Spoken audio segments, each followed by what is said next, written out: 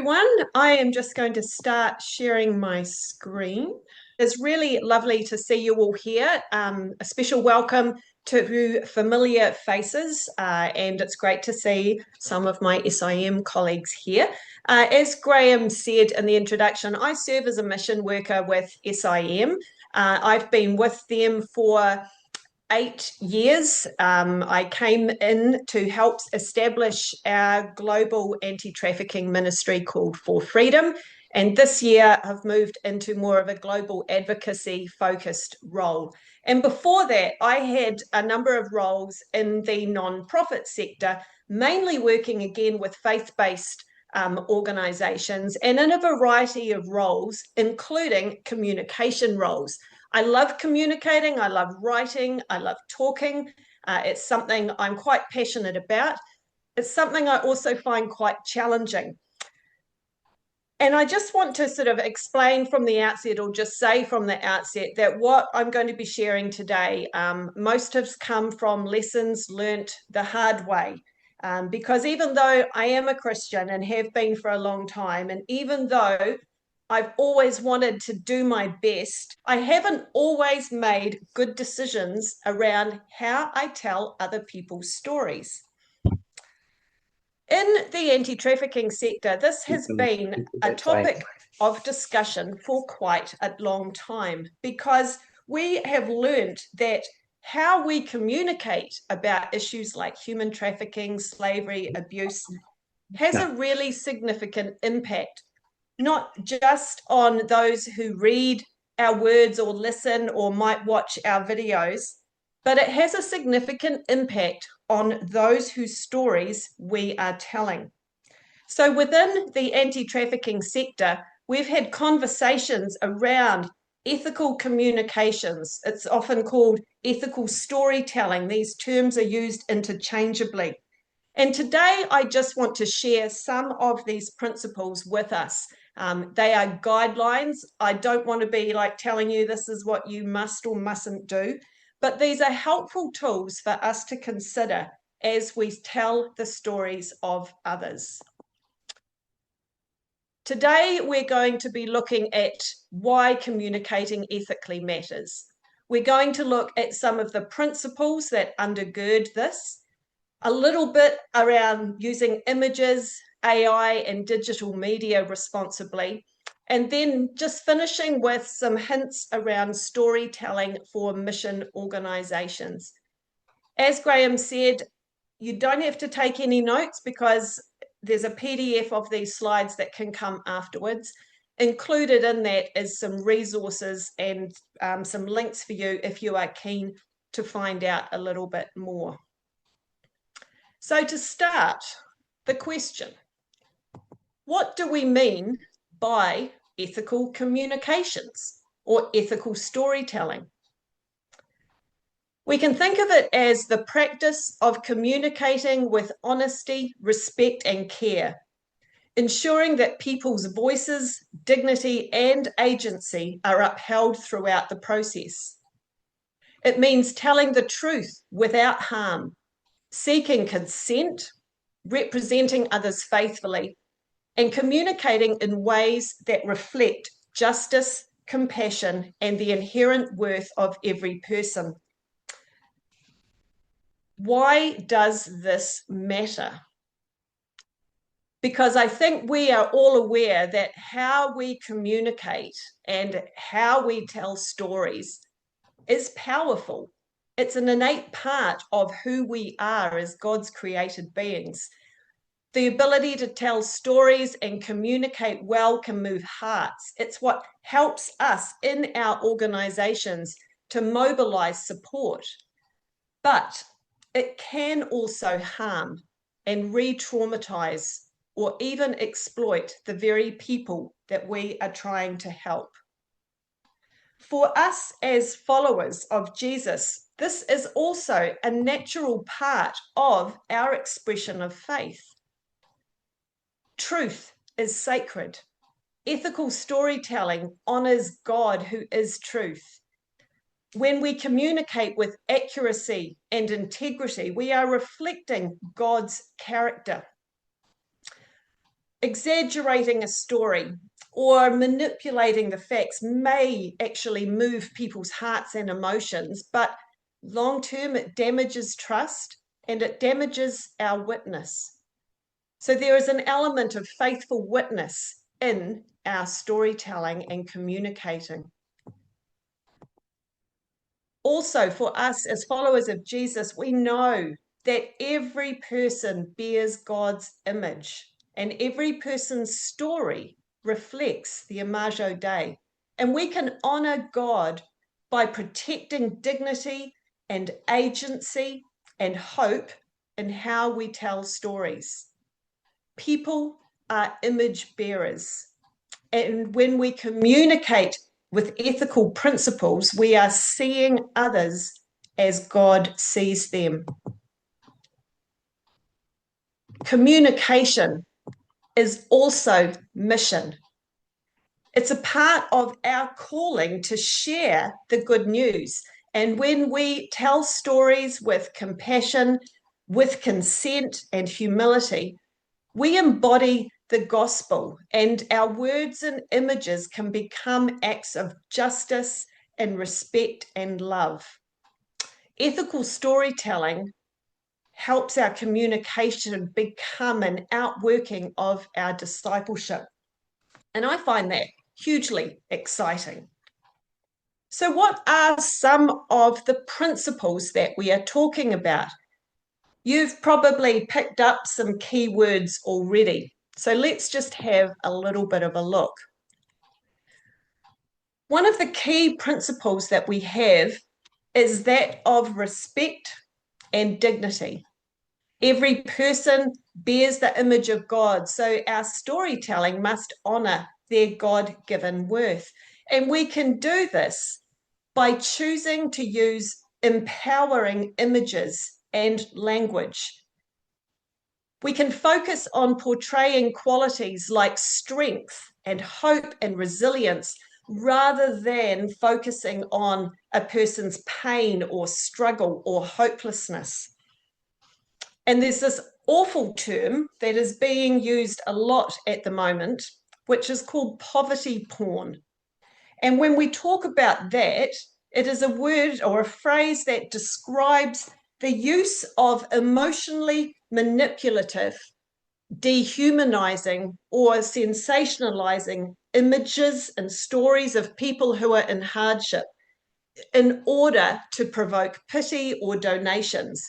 It's images that focuses on the sensational part of someone's pain rather than respect and understanding and dignity. And we see this a lot, unfortunately, with anti-trafficking images that, might have, someone's hand over their mouth, or they might be tied up, or, pretty horrific kind of things. And I think ethical communication causes us to pause and go, is this the most appropriate image to communicate what we're wanting to communicate here and to honor somebody's dignity?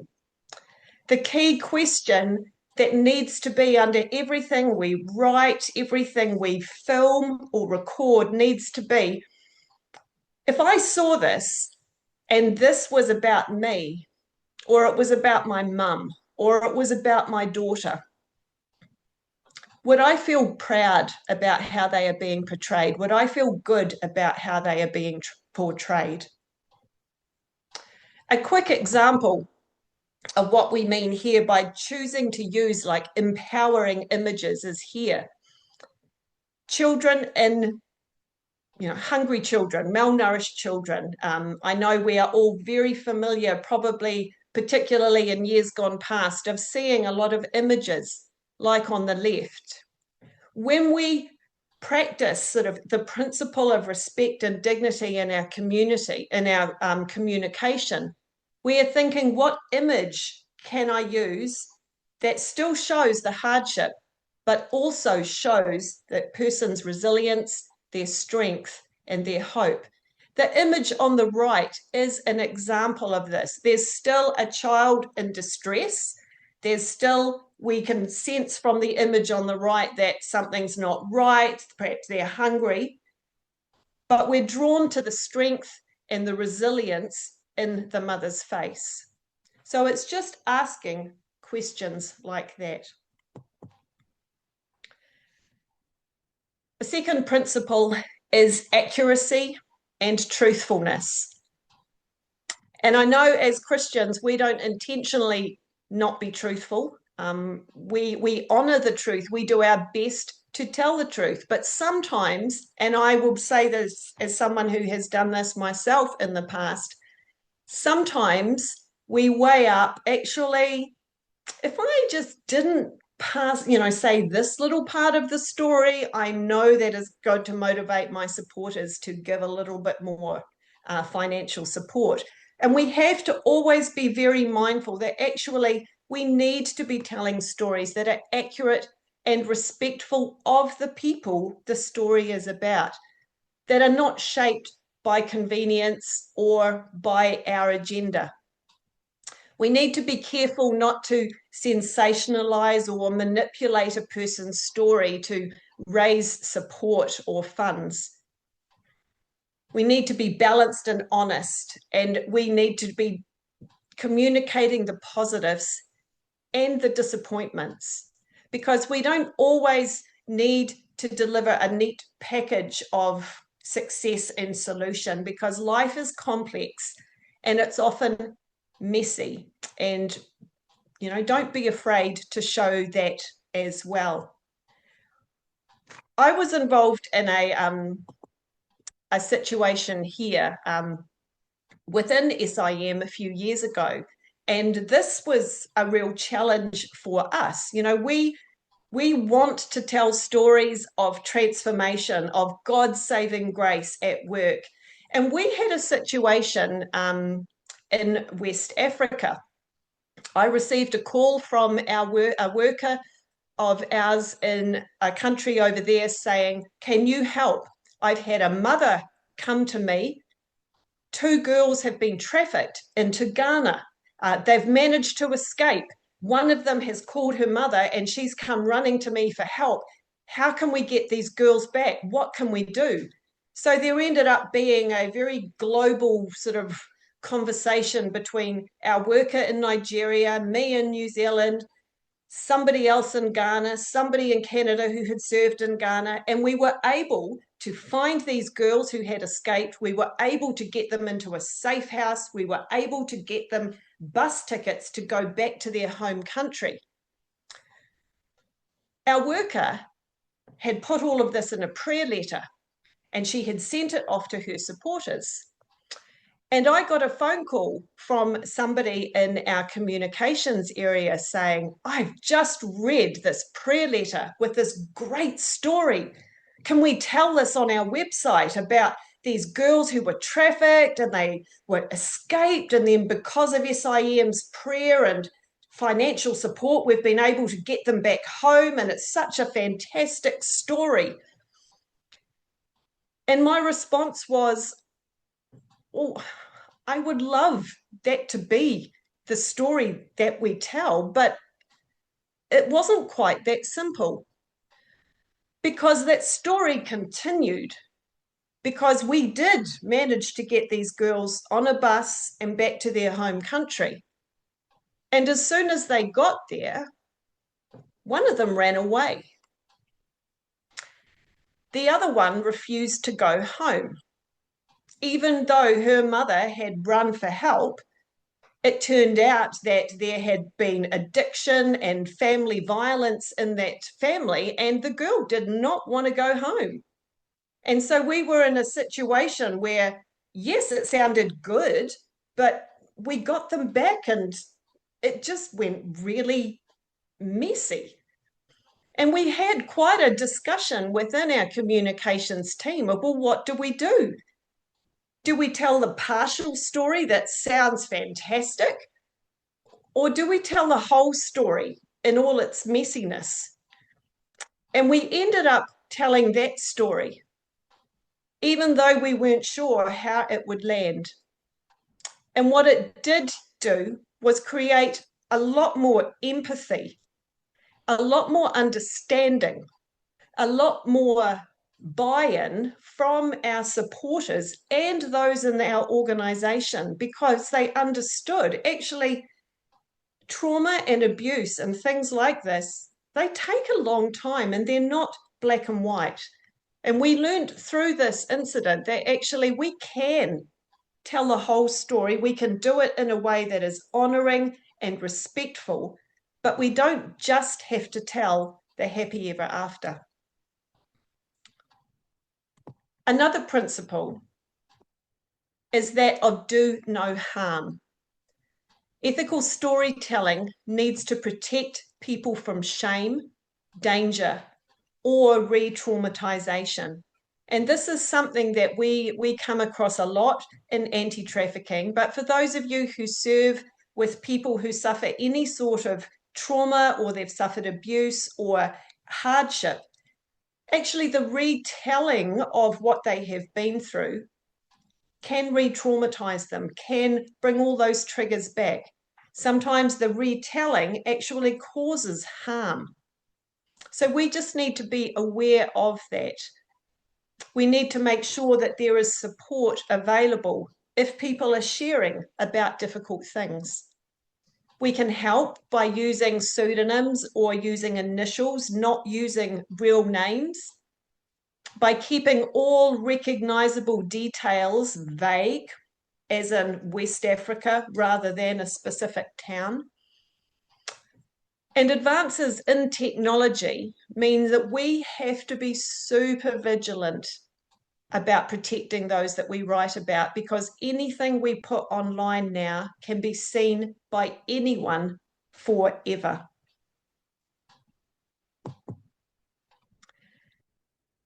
The fourth principle is that what we call agency and partnership. Agency is a term that we use for giving somebody the choice and the control over what is happening. And this is a principle of telling stories with people, not about them. It's a bit of a shift sometimes for us in approaching storytelling as a partnership with participants, with our organization, and with our supporters. It's really important that we can include participants in the process, that we can ensure that they have full say over what is said about them. And we've just got to remember that it's the best interest of the participant first, the organization second. I know when I reflect back on some of the stories that I have communicated and told, I haven't always done this. I have often put the needs of my supporters or my organizations ahead of the participant. So ethical communications encourages us to flip that the other way around. The fifth principle is to be aware of power dynamics in our relationship with those that we serve. Sometimes people have different reasons for why they might agree for telling their story or having their picture taken, that may actually be more reflective of the power dynamic in the relationship than them genuinely wanting to participate. Sometimes there can be an expectation of sort of special treatment if they tell their story or agree to their image being used. Sometimes there could just be, they don't want to let us down or bring shame, or they might not feel able to say no. They may feel pressure to tell their story when they don't actually want to, or they might not feel ready to. So we need to be very sensitive and respectful, particularly those of us who come from Western nations and we are moving into global South contexts. The overriding principle with ethical communication and storytelling is around consent. Consent is the permission to use someone's words, image, or voice in a way that has been agreed and understood by them. And their consent must be freely given, and they must be able to say no. Consent is more than just saying yes or no. There's a term that is often used, and that's called deep consent. And that is helping people to understand not just, can I tell your story, but can I tell your story? It's going to be put on our website. It's potentially going to be seen by X amount of people. We're going to have it available for 6 months.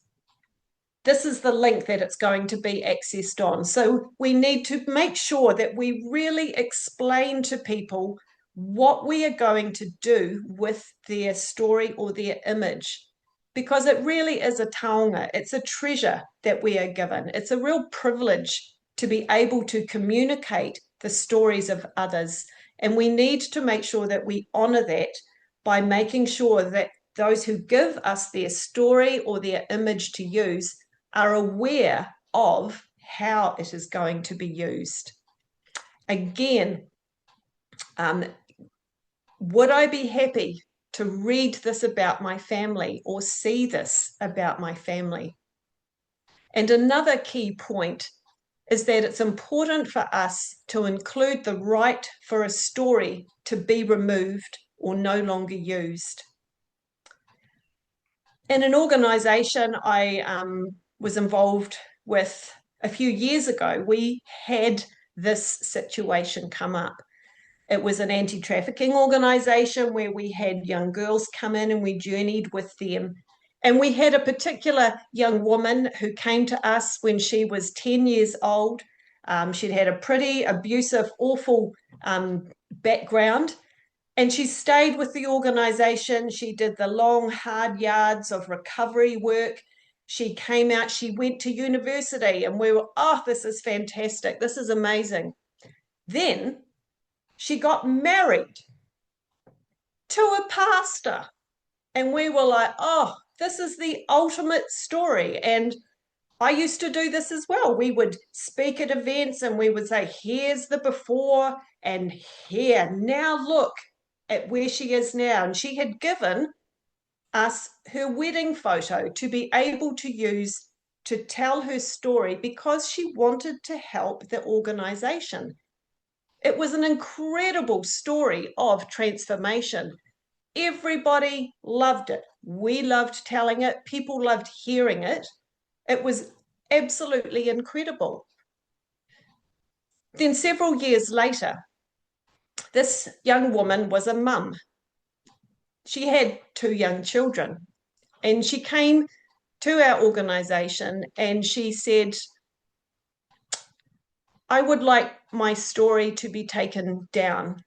I would like my pictures to be taken down. I don't want anybody to tell my story anymore because I'm a mum and I don't want my kids growing up thinking this is all I am. And she said, now I am several years later, I look back and I don't want my life and who I am to be defined by what happened to me as a child. That part of my life is over. I'm a mum. I'm a wife. I'm a pastor's wife, and I want that to be who I am. And I would love to be able to say that everybody in our organisation was absolutely 100% totally respect that.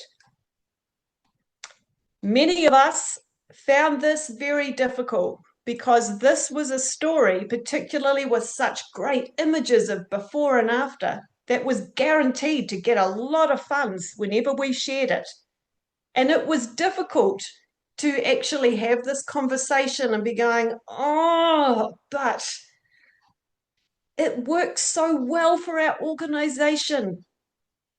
But she has taken away her consent. We no longer have permission to tell it. And so we didn't. And this is something that is really important, particularly when we are telling personal stories of people.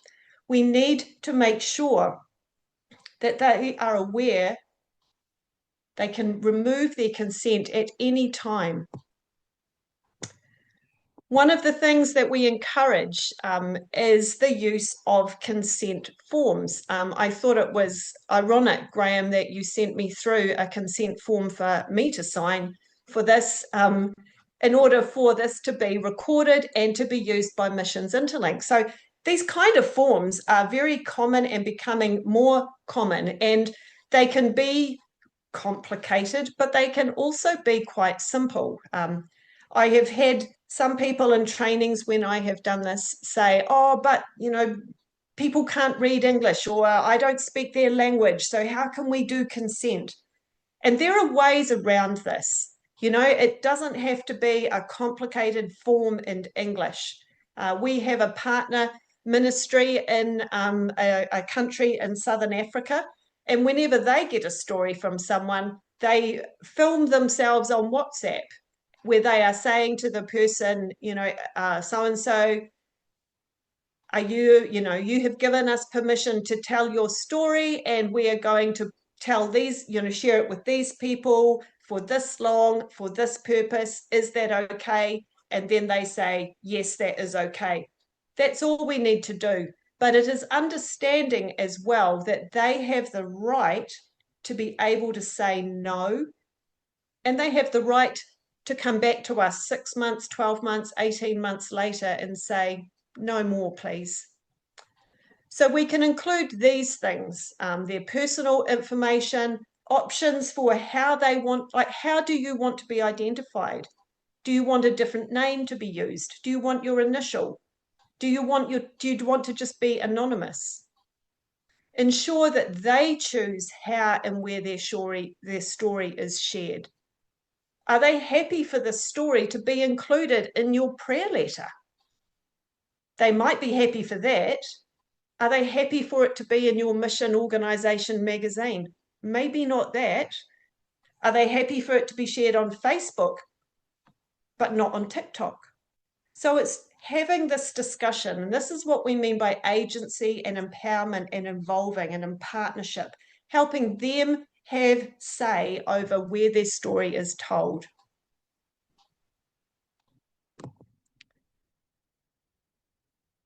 Images are also important, and I've just got still images on here, but these principles also apply to anything that we video or film.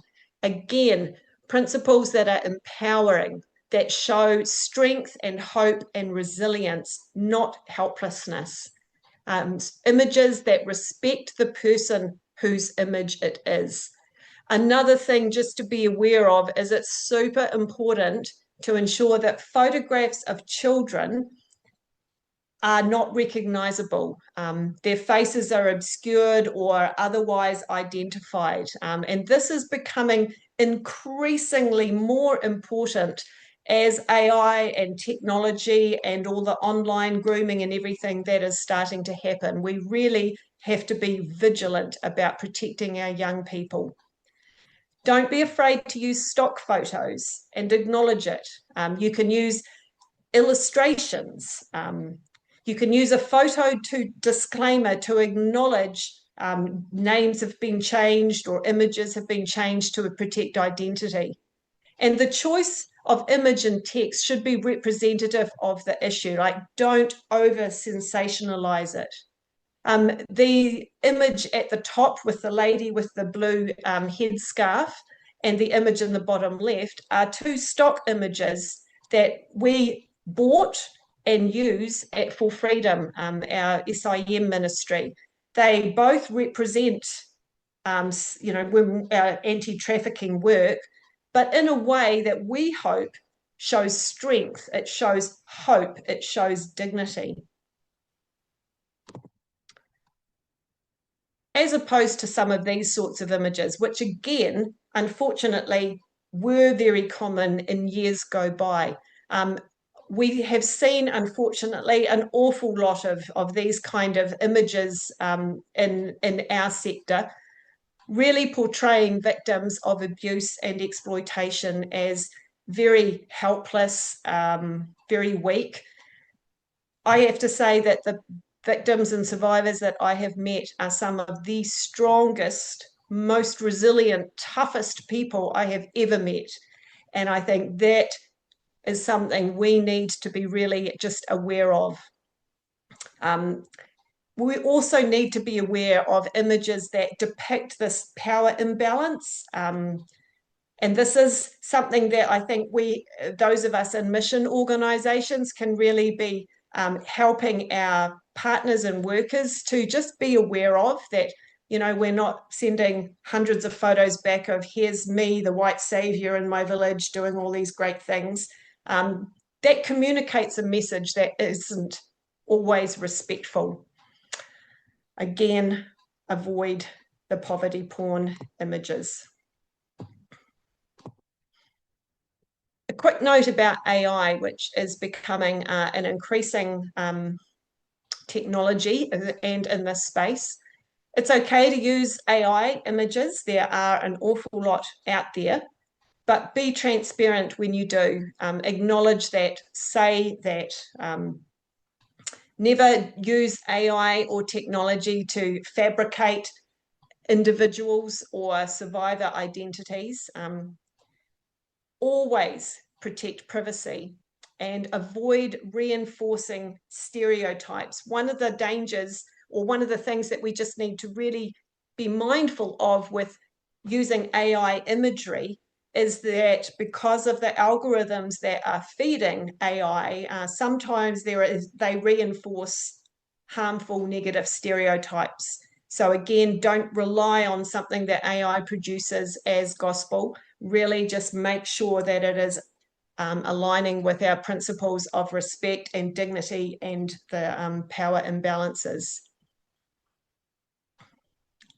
Last one here. Storytelling for mission orgs. I don't know how many of you on here are specifically with mission organizations or are involved in sending out prayer letters. But again, some of these principles do apply. I don't know how many times our team in SIM has had somebody's prayer letter forwarded on to us, usually with an email going, did you know about this? Or is this story okay? Should they be sharing these details? So I think as mission organisation representatives, we do have a responsibility to help our workers understand, again, some of these principles, especially around do no harm. Really be mindful of that. We may think we're only telling a story in a prayer letter, but the same principles apply. So always seek permission and partnership with communities. It's quite okay to be able to say, hey, I send out a newsletter, a prayer letter to people in my home country. Can I tell a story about what we've been working on? What would you like that to say? How, again, using consent. Focus on God's ongoing work, not just on human effort, and avoid any kind of language or story that paints us as a white savior. Emphasize instead collaboration. Protect the identities of those in our communities. And again, always just end our stories with dignity and hope. That's our gospel message, friends, isn't it? To be really always bringing that message of hope into our stories and our communications. We are just about at the end of this. I feel like I've thrown an awful lot of information at you. I do have here, which is in the handout that you will have, just a list of some places that you can go to find out some more about these kind of things. There are already guidelines. There are a lot of people who have done some really good work in this space. And I just encourage you to read some of these sites, have a look at some of these things, because it just starts to inform how we communicate with our supporters about the work that God is doing in our world.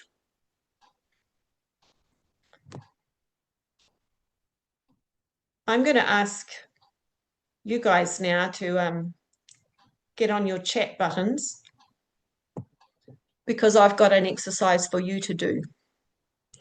I have a couple of stories here. One is written with principles of ethical communication. The other isn't. And I'd just like you to pop in the chat, which story do you think has been written with ethical guidelines? Story 1. Maria was rescued from a life of darkness. She was tricked and sold by people she thought she could trust. For years, she was trapped with no hope until our team found her. Now she is safe because of our work, but so many others are still out there waiting to be rescued. Will you pray and give more so Maria's can find freedom? It's not a bad message. The intention is good. Story 2. Maria's journey to freedom began when she found a safe place and people she could trust. With support, she began rebuilding her life, and now she helps others find their own path to safety. Her courage reminds us that recovery is not about being rescued, it's about being restored. We're grateful to walk alongside people like Maria as they write new chapters of hope.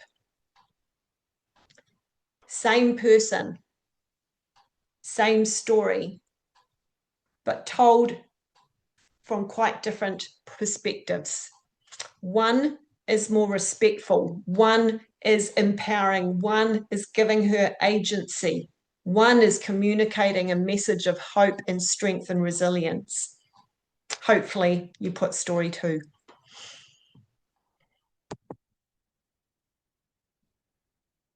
Here's another example.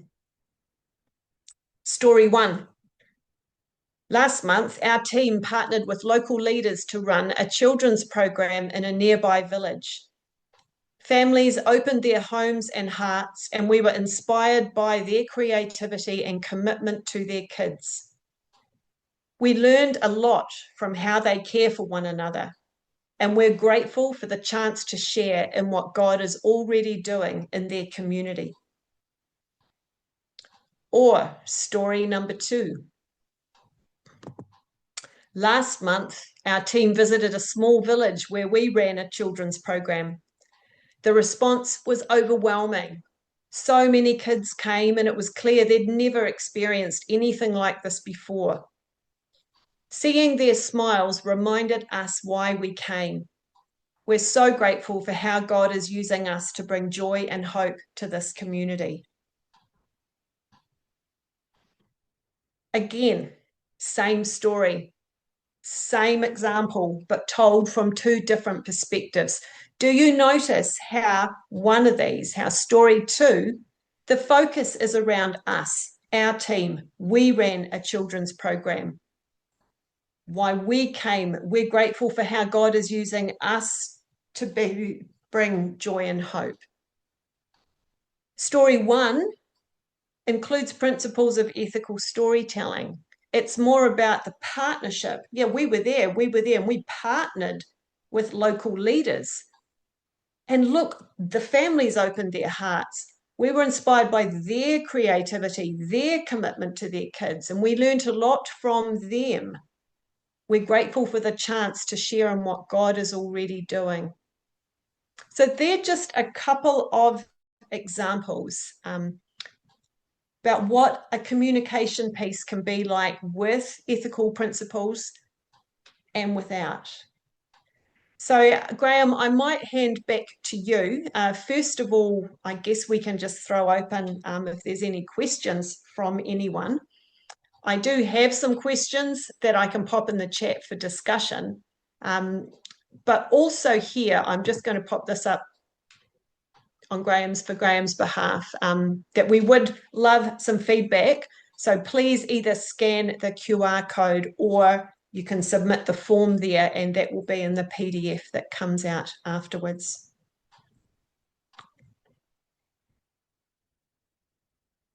I will just share, as I know Graham was going to share this as well, that we have been talking about having a follow-up to this. If this is something that you would like to explore or have any more conversations around, we're really keen to support that in any way. Unfortunately, the rest of this year is a bit of a write-off, but perhaps, we were talking earlier, perhaps early next year, it could just be an informal Zoom that we hop on and just ask questions, answer questions, figure out. This is challenging stuff. It's not easy because we're always wrestling, and I think this is the challenge of communicating. We're in that place of that tension between the need to communicate a story that will move people's hearts, that will move people to support us in prayer, to support us financially, and having to do it ethically and well. And I haven't found that an easy tension to be in. I have got it right sometimes. I haven't got it right a lot of times. If there is interest in having these conversations and stuff together, we'd be really keen to facilitate something. So do let us know on the feedback form or to Graham. Rob has a question. Is it possible to do this webinar periodically, something where we could run new members through as they're preparing to go? 100%. It's definitely something I think we could talk through. On that feedback form, so I've put the link, I'll do it again, in the chat in case you find it hard to do the QR code. So if you can click onto that, it'll only take honestly about 30 seconds to a minute to give the feedback. But in there, it does ask for whether you'd like to do a follow-up. And Sarah, you're saying how that could look, perhaps, yeah. Yeah, and happy to be guided by what's needed. I'm just reading some comments now. Ruth has just made a suggestion to have something like this periodically for new workers, perhaps even more of a workshop style where they can work on a news prayer letter together. So I guess we want this to be something that serves you guys and the needs that you and your organizations have. I love the sound of that workshop model too, Rob. Sounds great. Yeah. So are there any other questions for Sarah? Probably got about 5 minutes, which we don't have to use, but I've got a question, but I wanted to let others, if there are any other questions about what Sarah shared or how that could be applied in your situation, you can put it in the chat or just feel free to unmute while others might be thinking of it. My question is, there's so much good stuff here, and I think, yes, I'm like you, I'm guilty, and honestly, I look at those two options and I think, oh, it's so easy to write the wrong one, so easy, and it's the temptation to make myself or my organization look good.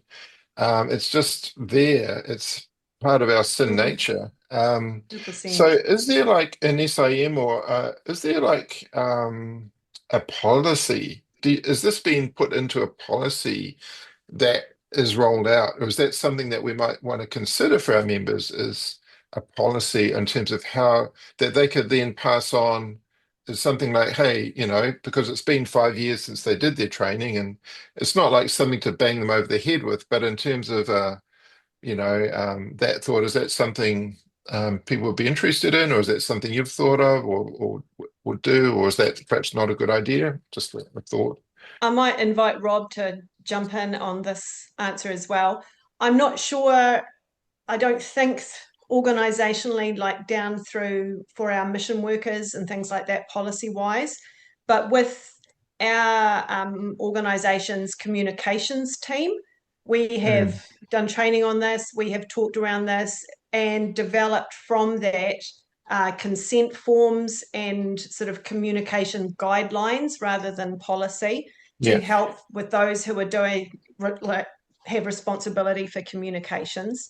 So there is definitely that, but there is a lot available, and I think a simple Google or talking to organizations would find that sort of thing. Okay.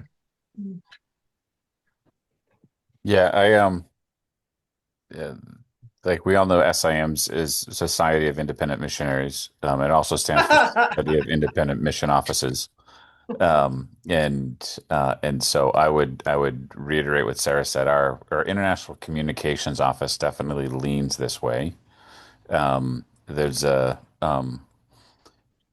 hesitancy for international to overload the organization with policies, and I would say that or the entities with developed communication voices would largely fit in this space, but we have 70 entities, so I'm sure that you could come in and do a surgical look at SIM Mm. and um, and find places where we do follow what Sarah shared and where we don't.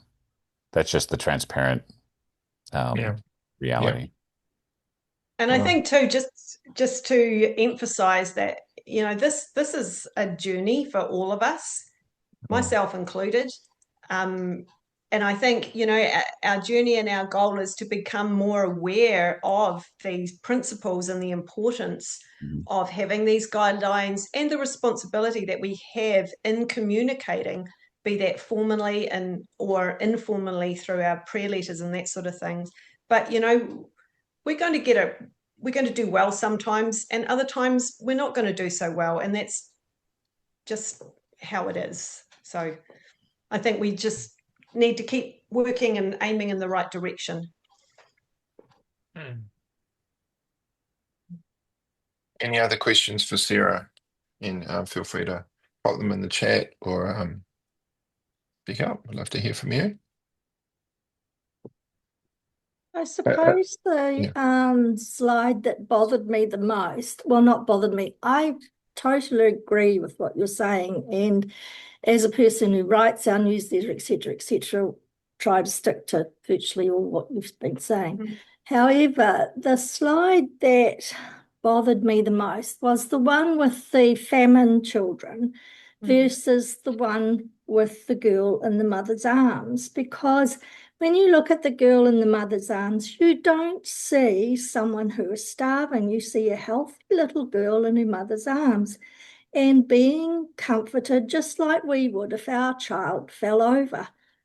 So I think there must be some balance into, look, this Mm, is famine. These kids are dying, compared to a mother in a child's arms.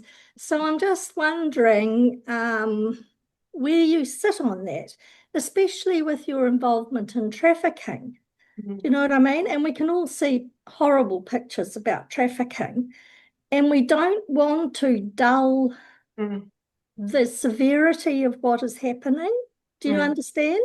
I know that. Yeah, I totally get what you're saying, and I don't think there's a very easy answer. No. I think it is one of those tensions again that we face. Mm, But and sometimes that shock value may be what's needed and is appropriate. But again, the question would be, but I need to do that, but how can I do it that in a way that is still respectful? How can I communicate the need? How can I communicate the awfulness, but still in a way that's honoring them as an image bearer of God? And I think, it's just really where we've got to pray and ask for God's wisdom and his discernment. yeah. Sometimes one will be more appropriate than the other. But yeah. Yeah. Thanks, Sarah. That I guess driving us to really deeply consider and it's look, you haven't given us a prescription, you've given us some principles. Mm. And that's wonderful that we can think about respect, think about God's image, dignity, truthfulness, those things. And yeah, and at least it makes us think, before we write, or it gives us something to fall back on. Andrew's asked a question. Is there a restriction on sharing or repurposing the PDF that we're about to send out with the other officers? Shall you be credited or SIM or both? Um, No restriction. Everything that I've included is public domain information. It's all very easily accessible. I'd probably say, could you credit SIM or SIM New Zealand? That would be fine. Yeah. Thanks, Sarah. Now, on your PDF, I'm not sure if we've got your contact details of people, if they've got other questions, they might not have thought of them now, but might want to later. Are you okay for people to contact you? Yeah, I'm with putting those my questions? email in here. Yeah, Okay. sorry, I totally didn't think of that. Great. Thanks, Sarah. Well, we've got a couple minutes to go, so I suggest we wrap it up here. And if you've got any questions, there you go. If maybe collect a koha and for Sarah's support, there you go. And you can contact Sarah to get her details. But yeah, no, thank you again, Sarah, so much. We really appreciate the thought, the effort, and the inspiration it is to all of us who are involved in missions. And I do hope that this is just part of the path towards us in missions, providing more dignity to the people we go to serve. And if you just want to thank you, and again, if you haven't done the feedback form, could you please do that? That will be listed on the email I send out, but hopefully by then everyone will have already filled it out. And also regarding the follow-up, if you could let us know. And I'll just finish in prayer. God, I thank you for this time. Thank you, Lord, for the truth and these principles that you've shared with us via Sarah. Please may your Holy Spirit speak to us, God, in terms of how we can apply that in our different contexts. Please show us the way. And lead us also in terms of how we can further this conversation and go deeper, and what the next step could be with Sarah. So I just pray you'll lead us as we look at those questions. And pray for Sarah, God, and the work that she's involved in. And please give her wisdom. Please give her impact in the context that she's in, and the leadership roles, and the voice that you've given her, God. I just pray that, she will have impact in helping further your kingdom, Lord, and help, towards freedom and blessing and dignity for the people who are oppressed. So we thank you for this time, and we commit what we've learned to you, God. We thank you, God, in Jesus' name. Amen.